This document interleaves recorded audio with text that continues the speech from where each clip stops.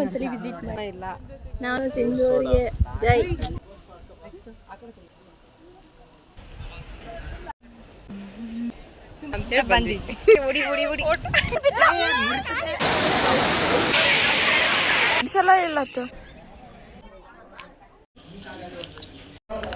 Hey hi hello everyone, welcome back to my YouTube channel Prema Naveen diaries.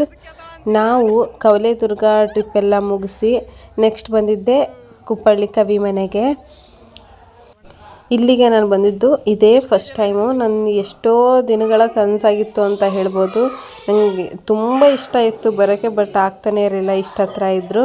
But ಇವಾಗ ಬಂದಿದ್ದೀನಿ, ತುಂಬ ಖುಷಿ ಆಗ್ತಿದೆ. ನನಗಂತೂ ತುಂಬ ಎಕ್ಸೈಟ್ಮೆಂಟ್ ಇತ್ತು, ಯಾವಾಗ ಹೋಗಿ ಒಳಗಡೆ ನೋಡ್ತೀನೋ ಅಂಥೇಳಿ. ಸೊ ಹೋದ್ವಿ ಫಸ್ಟು. ಅಲ್ಲಿ 20 ರೂಪಾಯಿ ಟಿಕೆಟ್ ಇತ್ತು ಒಳಗಡೆ ಹೋಗೋಕ್ಕೆ. ಆ್ಯಂಡ್ ಇನ್ನೊಂದೇನು ಅಂದರೆ ಕ್ಯಾಮ್ರಾ ಅಲೋ ಇರಲಿಲ್ಲ, ಫೋನ್ ಅಲೋ ಇರಲಿಲ್ಲ ಅಲ್ಲಿ ಒಳಗಡೆ ಅಂತೂ ಎಷ್ಟು ಚೆನ್ನಾಗಿ ನೀಟಾಗಿ ಮೇಂಟೈನ್ ಮಾಡಿದ್ದಾರೆ ಅಂತ ಅಂದರೆ, ಅವ್ರು ಉಪಯೋಗಿಸ್ತಿದ್ದಂಥ ಪ್ರತಿಯೊಂದು ವಸ್ತುಗಳು ಸಹ ಇದ್ವು ಅಲ್ಲಿ. ತುಂಬ ಖುಷಿ ಆಯಿತು ನೋಡಿ. ಕುವೆಂಪು ಅವರು ಬಳಸ್ತಿದ್ದಂಥ ವಸ್ತುಗಳು ಪ್ರತಿಯೊಂದು ಏನು ಅಂತಲ್ಲ, ಅವ್ರ ಜೀವನದಲ್ಲಿ ಏನೇನು ಯೂಸ್ ಮಾಡಿದಾರೋ ಅದೆಲ್ಲವೂ ಒಂದು ಕೂದಲಿಂದ ಹಿಡಿದು ಅಲ್ಲಿ ಸಂಗ್ರಹ ಮಾಡಿದರು. ಅವ್ರು ಬಳಸ್ತಿರೋಂಥ ಬಟ್ಟೆ, ಪೆನ್ನು, ಮತ್ತು ಕೂದಲು, ಮತ್ತು ರೂಮು, ಅವ್ರ ಫ್ಯಾಮಿಲಿ, ಕಂಪ್ಲೀಟ್ ಫ್ಯಾಮಿಲಿ ಬಗ್ಗೆ ಎಲ್ಲ ಪಿಕ್ಚರ್ಸ್ ಹಾಕಿದ್ದಾರೆ. ಸೊ ಈ ಥರ ಎಲ್ಲ ನೋಡಿದ್ವಿ ಅಷ್ಟು ಹೋಗಿ, ತುಂಬ ಖುಷಿ ಆಯಿತು. ಮತ್ತು ಆವಾಗಲೇ ಅದು 3 ಆಫ್ಟರ್ ಮನೆ, ಇವಾಗಲಂತೀವಲ್ಲ ಡೂಪ್ಲೆಕ್ಸ್ ಅಂತ, ಆವಾಗಲೇ ಇತ್ತು ಅದು. ಎಷ್ಟು ಚೆಂದ ಮೇಂಟೈನ್ ಮಾಡಿದ್ದಾರೆ ಅಂತ ಅಂದರೆ, ಮತ್ತು ಅವರು ಅಡುಗೆ ಮನೆ, ಮತ್ತು ಅವರು ಅವಾರ್ಡ್ಸ್ಗಳು, ಮತ್ತು ಪುಸ್ತಕಗಳು, ಅವ್ರ ಫ್ಯಾಮಿಲಿ ಬಗ್ಗೆ ಎಷ್ಟೊಂದು ಸರ್ಟಿಫಿಕೇಟ್ಗಳು, ಈ ಥರ ಎಲ್ಲ ತುಂಬ ಚೆನ್ನಾಗಿತ್ತು. ಇಲ್ಲಿ ಬಂದಮೇಲೆ ಒಂಥರ ಸ್ಯಾಟಿಸ್ಫ್ಯಾಕ್ಷನ್ ಫೀಲ್ ಆಯಿತು. ನನಗೆ ಚಿಕ್ಕವಳಿದ್ದಾಗಿಂದನೂ ಅನ್ನಿಸ್ತಿತ್ತು ಹೋಗಬೇಕು ಅಂತ. ಕುಪ್ಪಳ್ಳಿ ಇಲ್ಲೇ ಇರೋದಲ್ವಾ, ಹತ್ತಿರದಲ್ಲೇ. ಸೊ ಹೋಗಬೇಕು ಅಂತ ಇತ್ತು. ಸೊ ಇವಾಗ ಹ್ಯಾಪಿ ಅಂತ ಹೇಳ್ಬೋದು. ನಮ್ಮ ಹುಡುಗಿರೆಲ್ಲರಿಗೂ ತುಂಬ ಹಶ್ವಾಗಿತ್ತು. ಸೊ ಇಲ್ಲಿ ಅವರು ಅಷ್ಟೊಂದು ಆ್ಯಕ್ಟಿವ್ ಆಗಿರಲಿಲ್ಲ. ಹಶ್ವಾಗ್ತಿತ್ತು, ಫಸ್ಟ್ ಊಟ ಮಾಡಬೇಕು ಅನ್ನೋ ಮೈಂಡಲ್ಲಿದ್ದರು.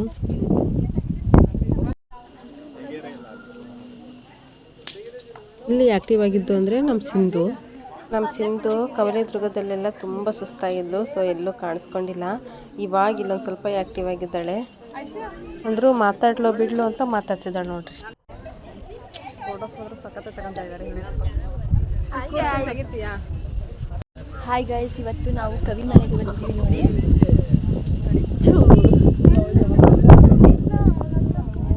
ನೋಡಿ ಎಷ್ಟು ಚೆನ್ನಾಗಿ ಕವಿ ಮನೆ ಎಲ್ಲ ನೋಡ್ಕೊಂಡ್ ಬಂದ್ವಿ. ಕವಿ ಎಲ್ಲ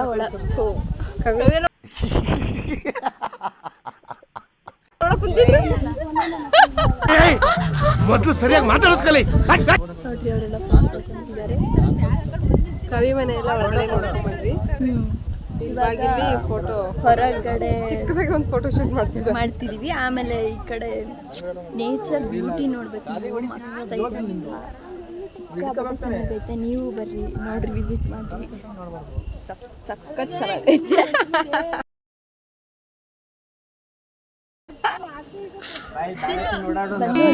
ಎಷ್ಟು ಚೀಪ್ ಅನಿಸ್ಬಿಡ್ತು ಅಂದ್ರೆ, ಈ ತರದೆಲ್ಲ ಇದಾರೆ ಜನ. ನಾವು ನೋಡ್ರಿ ಇಲ್ಲಿ ಚಿಲ್ ಮಾಡ್ತಿದೀವಿ. ಇವರು ಬರೀ ನಿದ್ದೆ ಮಾಡೋದು, ನಿದ್ದೆ ಖಂಡರ ಇಲ್ಲ ಗೊತ್ತಿಲ್ಲ. ರಾವಣ ಇವರಂತೂ ಯಾಕೋ ತುಂಬ ಡಲ್ ಆಗಿದ್ರು. ಅದಕ್ಕೆ ಎಲ್ಲರೂ ಈ ರೀತಿ ಹೇಳ್ತಾ ಇದ್ವಿ ಅವರಿಗೆ. ಸಿಂಧೂರಿಗೆ ಜೈ. ದೇವ್ರು ನಿಂಗೆ ಒಳ್ಳೇದು ಮಾಡ್ತದ, ನಿನ್ ಜನ್ಮಕ್ಕೆ ಹೋಗೋ. ಸಿಂಧು ವಾಮೆಟ್ಕರ್ ಬಟ್ ಇವಾಗ ಜೋಶ್ ಝೂಮ್ ಆಗ್ತಿರ್ತಾರೆ. ಯಾರು ಝೂಮ್ ಹಾಕಿರಾ?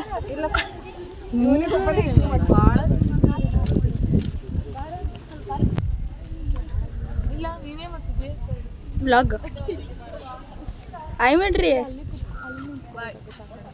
ಸರಿ,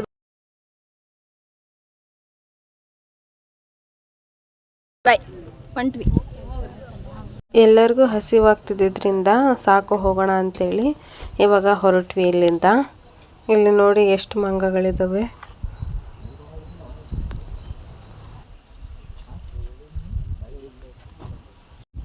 ಅಂದರೂ ಬಿಟ್ಟು ಬರೋಕ್ಕೆ ಮನಸ್ಸಾಗ್ತಿರ್ಲಿಲ್ಲ ಈ ಪ್ಲೇಸ್ನ. ಇನ್ನೊಂದು ಸ್ವಲ್ಪ ಹೊತ್ತು ಇರಬೇಕಿತ್ತು ಅಂತ ಅನಿಸ್ತಿತ್ತು.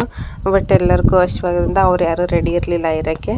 ಸೊ ಹೊರಟ್ವಿ ಇಲ್ಲಿಂದ. ತುಂಬ ಚೆನ್ನಾಗಿದೆ ಪ್ಲೇಸು.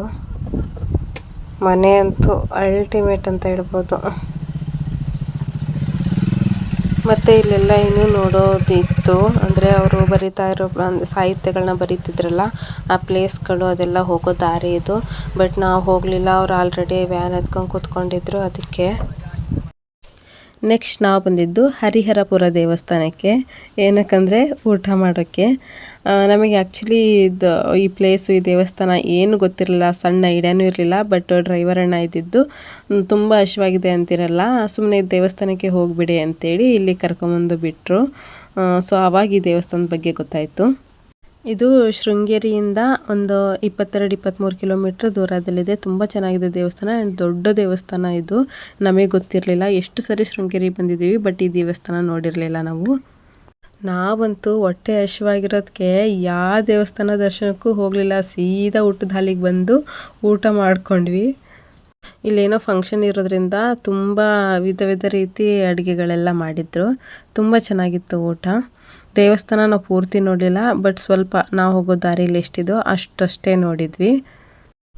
ಇದು ದೇವಸ್ಥಾನ ಅಂತೆ, ನಾವು ಹೋಗಲಿಲ್ಲ ಅಲ್ಲಿವರೆಗೂ. ಆ್ಯಂಡ್ ಅದು ಅಷ್ಟೊತ್ತಿಗೆ ಕ್ಲೋಸ್ ಕೂಡ ಆಗಿತ್ತು, ಫಂಕ್ಷನ್ ಇತ್ತು. ಮತ್ತು ಯಾವ ದೇವಸ್ಥಾನ ಅಂದರೆ ಲಕ್ಷ್ಮೀ ನರಸಿಂಹಸ್ವಾಮಿ ದೇವಸ್ಥಾನ ಇದು.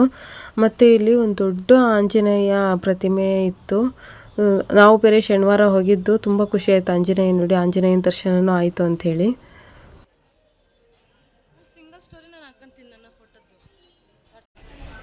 ಇದೇ ನೋಡಿ ಆಂಜನೇಯ ಸ್ವಾಮಿ ಪ್ರತಿಮೆ.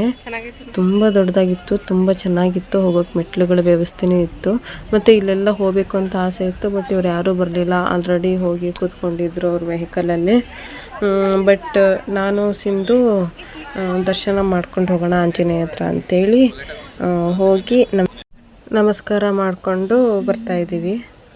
ನೋಡಿ ಇಷ್ಟು ದೊಡ್ಡದಿದೆ ಆಂಜನೇಯ.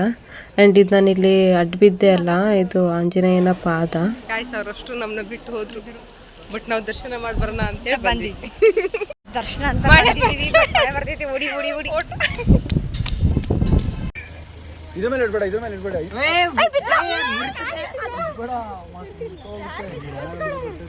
ಉಲ್ಟಾ ತಿರ್ಗೋ ತಿರ್ಗೋ.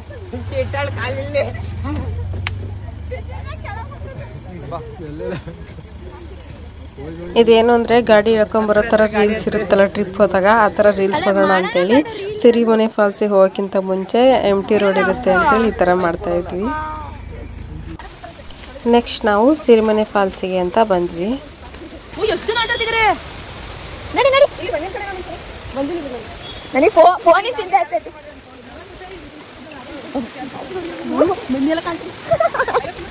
ನೀರು ಬಂದಿದೆ ನಾನು ಗಂಟು ಬಂದ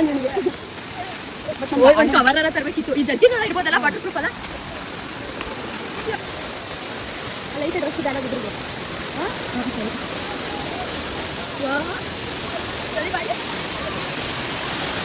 ಇಲ್ಲಂತೂ ಸಖತ್ತಾಗಿ ಕಾಣ್ತಿತ್ತು ವ್ಯೂ. ಒಂಥರ ನೀರು ಹಾಲು ಉಕ್ಕಿದಂಗೆ ಹರಿತಿತ್ತು, ಹಾಲು ಥರನೇ ಕಾಣಿಸ್ತಾ ಇತ್ತು. ಅವ್ರು ಯಾರೂ ನೀರಿಗೆ ಇಳಿಲಿಲ್ಲ. ನಾನು, ಆಯುಷು ಮತ್ತು ನಿಧಿ ಅಷ್ಟೇ ನೀರಿಗೆ ಇಳಿದು ಇಲ್ಲಿ ಸ್ನಾನ ಮಾಡಿದ್ವಿ.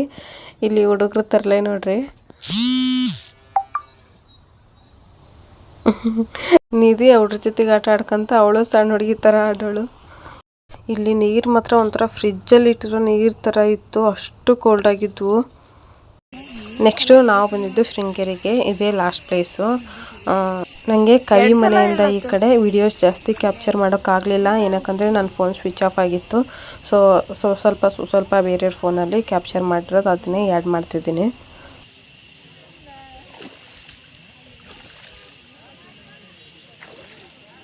Hi guys.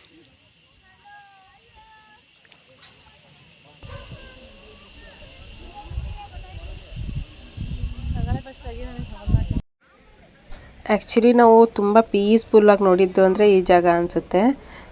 ತುಂಬ ಟೈಮ್ ಇತ್ತು ನಮಗೆ ಆ್ಯಂಡ್ ಇದೇ ಲಾಸ್ಟ್ ಪ್ಲೇಸ್ ಆಗಿತ್ತು. ಸೊ ನಿಧಾನಕ್ಕೆ ಹೋಗೋಣ ಊರಿಗೆ ಅಂಥೇಳಿ ಅಂದ್ಕೊಂಡು ನಿಧಾನವಾಗಿ ನೋಡಿದ್ವಿ. ತುಂಬ ಹೊತ್ತು ಇಲ್ಲಿ ಟೈಮ್ ಕೂಡ ಸ್ಪೆಂಡ್ ಮಾಡಿದ್ವಿ. ಮತ್ತು ಇಲ್ಲೇ ಸಂಜೆ ಊಟ ಮುಗಿಸ್ಕೊಂಡು ಹೋಗೋಣ ಅಂತ ಇತ್ತು. ಬಟ್ ಇನ್ನೂ ಟೈಮ್ ಇದ್ದಿದ್ದರಿಂದ ಬೇಡ, ಅಷ್ಟರಲ್ಲಿ ಊರಿಗೆ ಹೋಗ್ತೀವಿ ಅಂಥೇಳಿ ಸ್ವಲ್ಪ ಹೊತ್ತು ಇಲ್ಲಿ ಟೈಮ್ ಸ್ಪೆಂಡ್ ಮಾಡಿ ಊರಿಗೆ ಹೊರಟ್ವಿ. ಬಟ್ ದಾರಿ ಮಧ್ಯ ಹೋಟೆಲಲ್ಲಿ ಊಟ ಮಾಡ್ಕೊಂಡು ಹೋಗೋಣ ಅಂಥೇಳಿ ಇವಾಗ ಇಲ್ಲಿ ನಿಲ್ಲಿಸಿದ್ದೀವಿ ಊಟ ಮಾಡೋಕ್ಕೆ ಅಂತ. ಆಲ್ರೆಡಿ 8 ಗಂಟೆ ಆಗಿತ್ತು. ಎಲ್ಲರೂ ನಾನ್ ವೆಜ್ ಊಟ ಮಾಡೋಣ ಅಂತ ಅಂದ್ಕೊಂಡು ಊಟ ಮಾಡ್ತಾಯಿದ್ದೀವಿ. ಏನು ಗೊತ್ತಾ, ಮಾರ್ನಿಂಗ್ ಎಲ್ಲರೂ ತುಂಬ ಜೋಶಾಗಿ ಬಂದ್ವಿ. ಯಾವಾಗ ನಾವು ಕವಲೇದುರ್ಗ ಟ್ರೆಕ್ಕಿಂಗ್ ಎಲ್ಲ ಮಾಡಿದ್ವಿ ಎಲ್ಲರಿಗೂ ಕಾಲು ನೋವು ಸ್ಟಾರ್ಟ್ ಆಗಿತ್ತು. ಸೊ ಕವಲೇದುರ್ಗ ಅಲ್ಲೇ ಕವಿ ಮನೆಗೆ ಎಲ್ಲರೂ ತುಂಬ ಮೆತ್ತಗಾಗಿಬಿಟ್ಟಿದ್ರು, ಅಷ್ಟೊಂದು ಜೋಶ್ ಇರಲಿಲ್ಲ. ನೆಕ್ಸ್ಟ್ ನಾವು ಇಲ್ಲಿ ಊಟ ಮುಗಿಸ್ಕೊಂಡು ಇಲ್ಲೊಂದು ಅರ್ಧ ಗಂಟೆ ಟೈಮ್ ಸ್ಪೆಂಡ್ ಮಾಡಿಲ್ಲರು ಊರಿಗೆ ಹೊರಟ್ವಿ. ಓಕೆ ಫ್ರೆಂಡ್ಸ್, ಇಷ್ಟ ಆಗಿತ್ತು ನಾವು ಟ್ರಿಪ್ಪಿಗೆ ಹೋಗಿರೋ ಲಾಗ್ದು.